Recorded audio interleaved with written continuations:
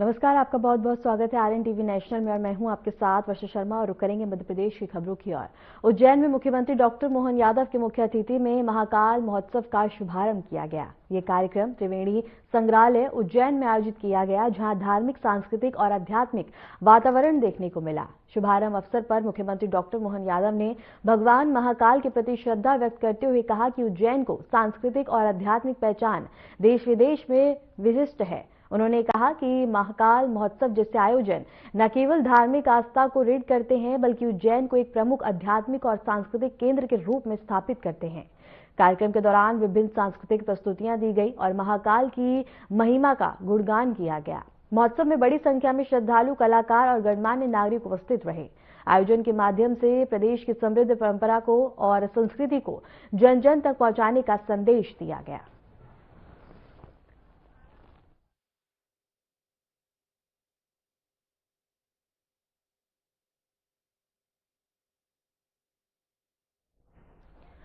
इंदौर में मुख्यमंत्री डॉक्टर मोहन यादव ने अमृत 2.0 इंदौर जल आपूर्ति योजना पैकेज 1 के तहत जल आपूर्ति परियोजना का भूमि पूजन किया और जनसभा को संबोधित किया। कार्यक्रम के दौरान मुख्यमंत्री ने भागीरथपुरा क्षेत्र में दूषित पानी की घटना का उल्लेख करते हुए दुख व्यक्त किया और दिव्यांग नागरिकों के प्रति अपनी संवेदनाएं भी प्रकट की हैं। सीएम मोहन यादव ने कहा कि बीते दिनों में आई कठिनाइयों ने सभी को पीड़ा पहुंचाई है। उन्होंने बाबा महाकाल से प्रार्थना की कि इस घटना में जिन लोगों का निधन हुआ है उन्हें अपने चरणों में स्थान दे। उन्होंने कहा कि संकट की घड़ी में सरकार और नगर निगम की ओर से हर संभव प्रयास किए गए हैं। मुख्यमंत्री ने मकर संक्रांति के अवसर पर इंदौर के विकास को लेकर नए संकल्प की बात भी कही है।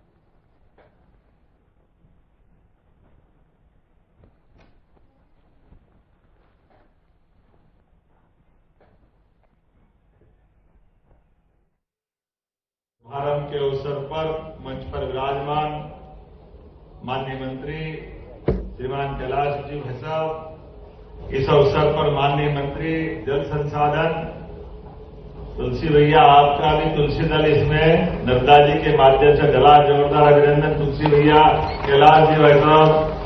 इस अवसर पर हमारे वरिष्ठ नेता पूर्व महापौर माननीय कृष्णरानी मोघे जी, आपका भी स्वागत अभिनंदन। माननीय सांसद शंकर ललवानी जी, ये सही कहा है, कैलाश पर्वत पे शंकर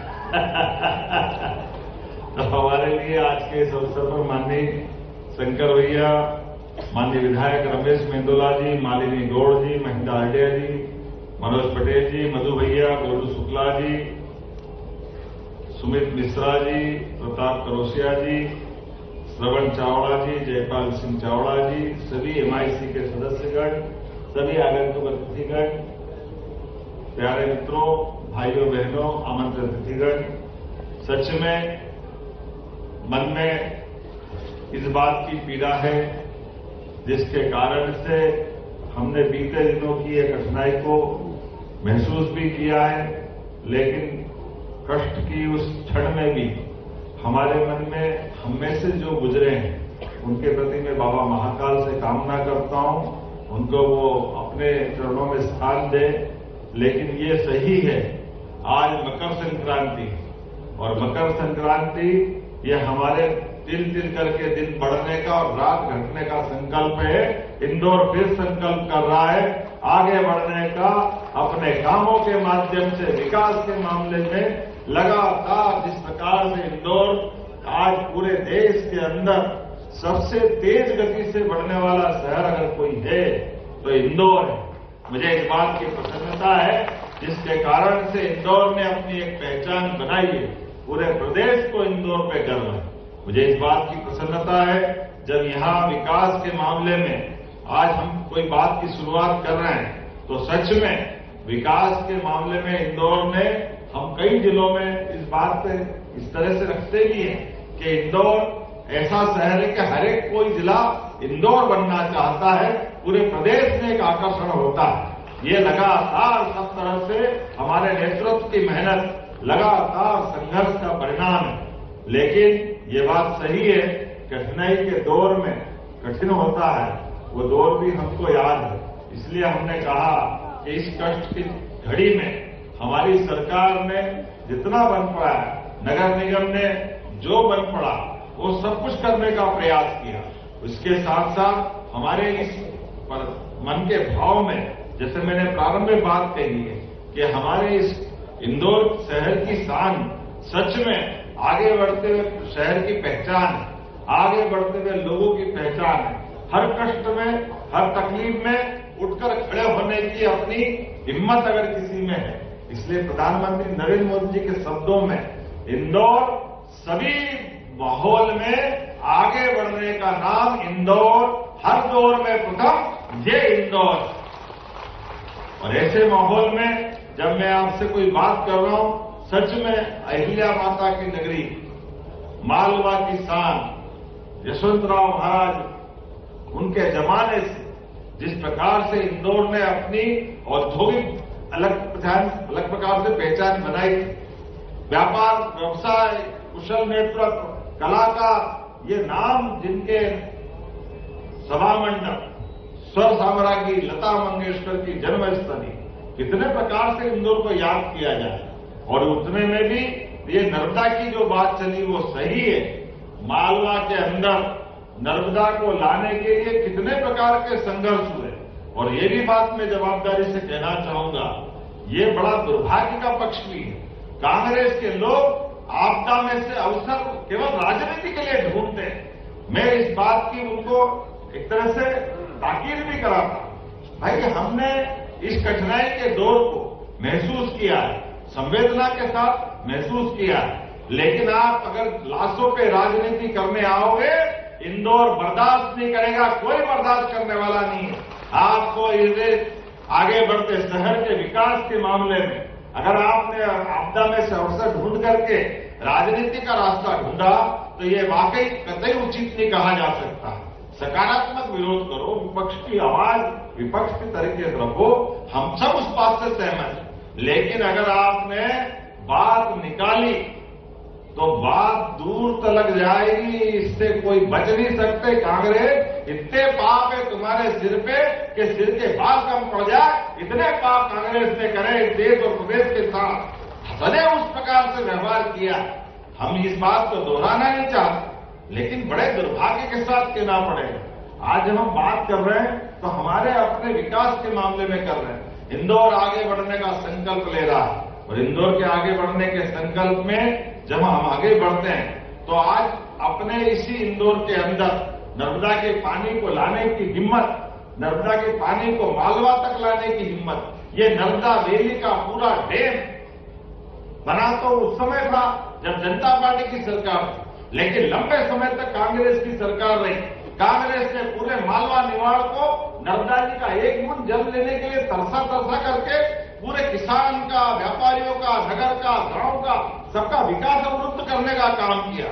मुझे गर्व है सरदार सरोवर बांध बनाकर जिनने पूरा किया उनका नाम है श्रीमान नरेंद्र मोदी जी। जोरदार अभिनंदन श्रीमान नरेंद्र मोदी जी के माध्यम से।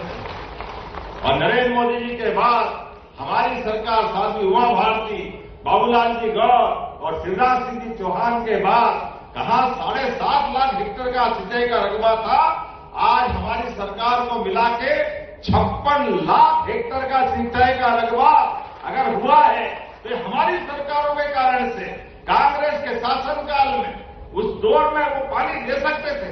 अरे मध्य प्रदेश तो नदियों का मायका, यहां नदियों में जल में परमात्मा की कृपा। हमारी नदियों से तो गुजरात, राजस्थान और जहां तक जिधर जरूरत पड़े हर तरफ जल राशि जाती। नर्मदा नदी अपोजिट में जाओ तो सोन नदी, गंगा बेसिन की नदी, पार्वती, काली सिंध, चंबल योजना, जिसके माध्यम से राजस्थान कांग्रेस के माथे फिर ये कलंक आता है। राजस्थान के लोग प्यासे रहे, राजस्थान के लोग परेशान रहे, लेकिन पार्वती, काली सिंध, चंबल योजना में कांग्रेस ने दिल का बड़ा पन्नी दिखाया, मुकदमे में उलझाए। हमारे 15 जिले और वहां के भी 15 जिले, पूरा राजस्थान हम सब जानते, राजस्थान के लोग वीरता में, धीरता में, गंभीरता में, व्यापार में, व्यवसाय में, सब में आगे बढ़ने का मानता रखते। लेकिन पानी की कमी की उनके पास कोई इसकी परमात्मा की कोई कमी रह गई कि आज राजस्थान में पानी मिल जाए तो उनके अपनी जवानी बदल जाती है, उनका अपना खेतों का माहौल बदल जाता है। लेकिन मुझे इस बात की प्रसन्नता है, माननीय प्रधानमंत्री नरेंद्र मोदी जी के बाद उनने अपने आशीर्वाद से 3 3 नदी जोड़ो अभियान के लिए पैसा मध्य प्रदेश के लिए जोरदार अभिनंदन। हमारे अपने पूरे प्रदेश की तस्वीर बदलने के लिए बागमती काली सिंध चंबल योजना राजस्थान के साथ, केन बेतवा नदी जोड़ो अभियान उत्तर प्रदेश के साथ, पूरा बुंदेलखंड, कांग्रेस ने सदैव विजय पाई थी बुंदेलखंड से, लेकिन बुंदेलखंड के लगातार जिलों के अंदर सूखे पे सूखा पड़ता, नहीं तो बुंदेलखंड में किस बात की कमी। खजुराहो के वो आकाश से बातें करते हुए देवालय, अद्भुत सौंदर्य का प्रतीक, प्राकृतिक सौंदर्य, वन संपदा, माइनिंग, सब प्रकार की चीजें थी। अगर नहीं कुछ था तो पानी की कमी थी। केन बेतवा नदी जोड़ो अभियान स्वर्गीय अटल बिहारी वाजपेयी जी ने सपना देखा था। जोरदार अभिनंदन माननीय अटल बिहारी वाजपेयी जी का करें।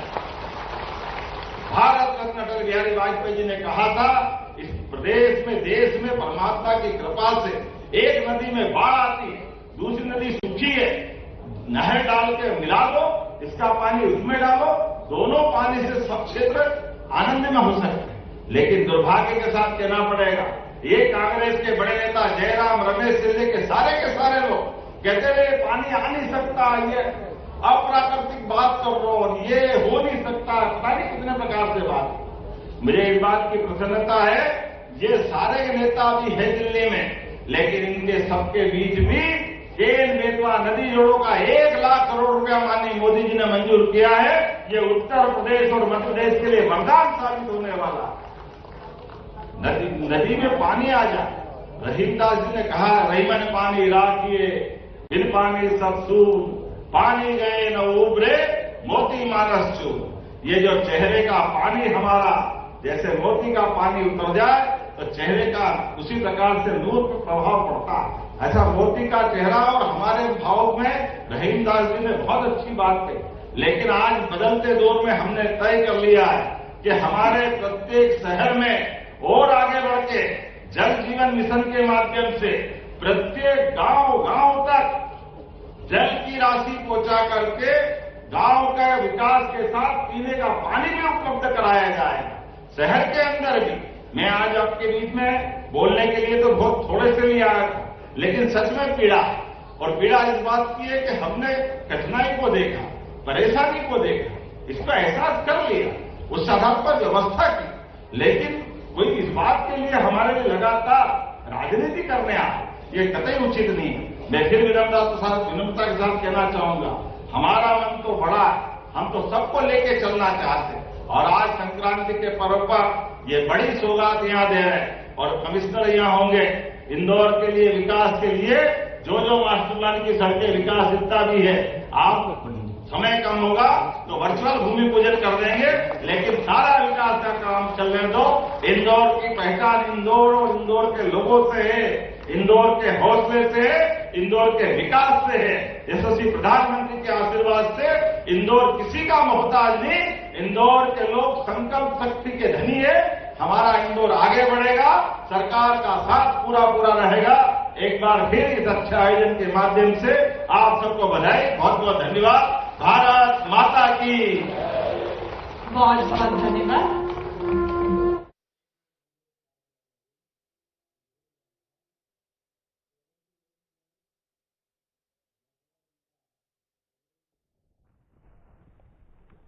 पंडित धीरेन्द्र कृष्ण शास्त्री ने कहा कि इस पर्व आयोजित होने वाले कन्या विवाह कार्यक्रम विशेष और असाधारण रहेगा।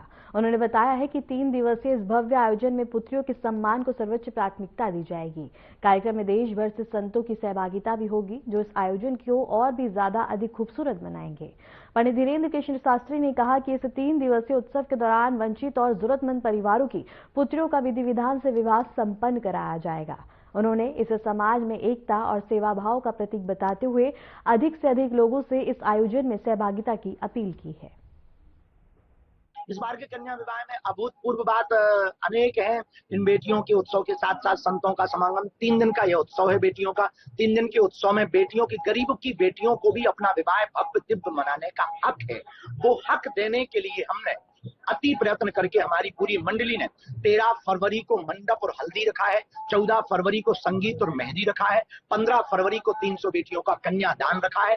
एक ऐसा समाज का कार्य है जिनके बेटियां नहीं है उन माता पिता को खोजा जा रहा, और जिनके माता पिता नहीं है उन बेटियों का विवाह बागेश्वर धाम से करवाया जा रहा, ताकि बेटियों को धर्मज माता पिता मिले और धर्मज माता पिता को बेटियां मिले और समाज में एक नया संवाद स्थापित हो। बेटियां किसी की भी हो, बेटी तो आखिर बेटी। सिंगरौली जिले में मकर संक्रांति के अवसर पर आयोजित दुरुस्त मेले का कलेक्टर गौरव बनर्जी ने दौरा किया। इस दौरान उन्होंने मेले की व्यवस्थाओं का निरीक्षण किया और संबंधित अधिकारियों को कानून व्यवस्था और सुविधाएं सुचारू रखने के निर्देश दिए। कलेक्टर बनर्जी ने मेडिकल छात्रों के साथ पतंग उड़ाकर मकर संक्रांति की शुभकामनाएं भी दी, जिससे मेले में उत्सव और उल्लास का माहौल देखने को मिला। कलेक्टर ने किया मेले का निरीक्षण। कलेक्टर ने बता दी कि मेले का दौरा किया है। सिंगरौली मेले का उत्सव। कलेक्टर ने मेले की व्यवस्थाओं का जायजा लिया है और मेडिकल छात्रों के साथ उन्होंने पतंग भी उड़ाई है। और ये खबर हम आपको सिंगरौली से बता रहे हैं, जहां पे मकर संक्रांति के अवसर पर यहां उत्सव देखने को मिला है। और इसके साथ ही सिंगरौली जिले में मकर संक्रांति के अवसर पर कलेक्टर ने बता दी कि गौरव बनर्जी ने दौरा किया है। इस दौरान उन्होंने मेले की व्यवस्थाओं का निरीक्षण किया और संबंधित अधिकारियों को कानून व्यवस्था और सुविधाएं सुचारू रखने के निर्देश दिए। कलेक्टर बनर्जी ने मेडिकल छात्रों के साथ पतंग उड़ाकर मकर संक्रांति की शुभकामनाएं भी दी, जिससे मेले में उत्सव और उल्लास का माहौल देखने को मिला है।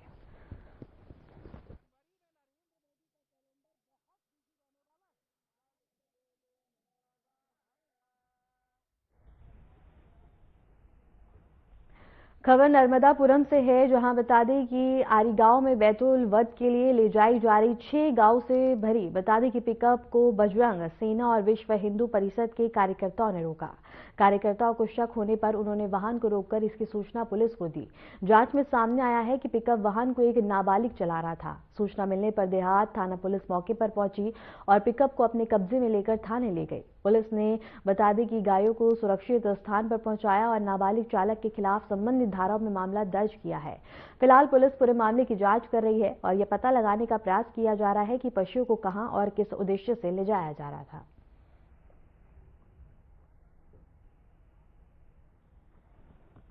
और इसके साथ ही बता दें कि बड़ी कार्रवाई की गई है, जहां कार्रवाई के तहत और पिकअप वाहन से गायों को पकड़ा गया है और इसके साथ ही पूरे मामले में आगे की जांच पड़ताल की जा रही है।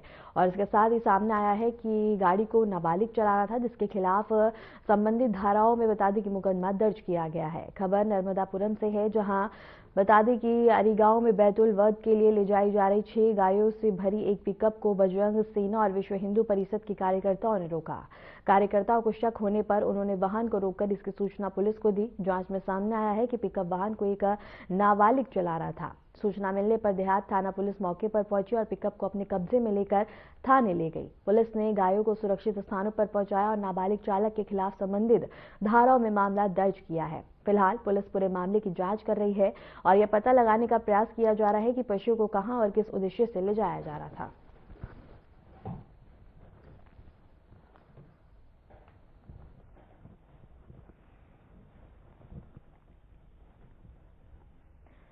मध्य प्रदेश के उज्जैन में मकर संक्रांति के पावन अवसर पर महाकालेश्वर मंदिर में श्रद्धालु की भारी भीड़ देखने को मिली। तड़के सुबह से ही देश के विभिन्न हिस्सों से आए श्रद्धालु भगवान महाकाल के दर्शन के लिए मंदिर में पहुंचे हैं। त्योहार को देखते हुए मंदिर प्रशासन द्वारा विशेष व्यवस्थाएं की गई हैं और दर्शन व्यवस्था को सुचारू बनाए रखने के लिए अतिरिक्त सुरक्षा बल तैनात किया गया। वहीं श्रद्धालु की सुविधा के लिए कतारबद्ध दर्शन की व्यवस्था की गई है और मकर संक्रांति के अवसर पर भक्तों ने भगवान महाकाल की पूजा अर्चना कर सुख समृद्धि और कल्याण की कामना की है।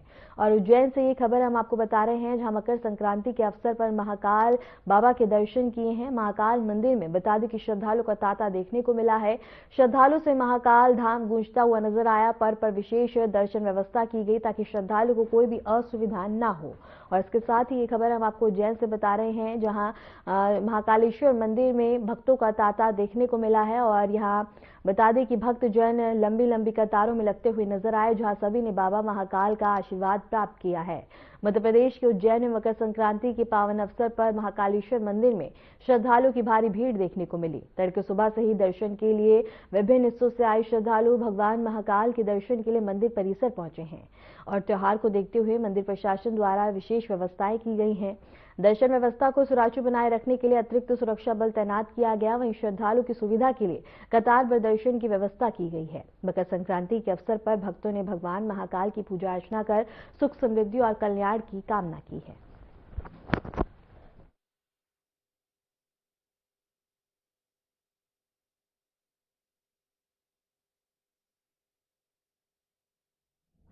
फिलहाल के लिए मध्य प्रदेश की खबरों में इतना ही और ऐसे ही मध्य प्रदेश की तमाम खबरों को जानने के लिए देखते रहिए RNTV नेशनल।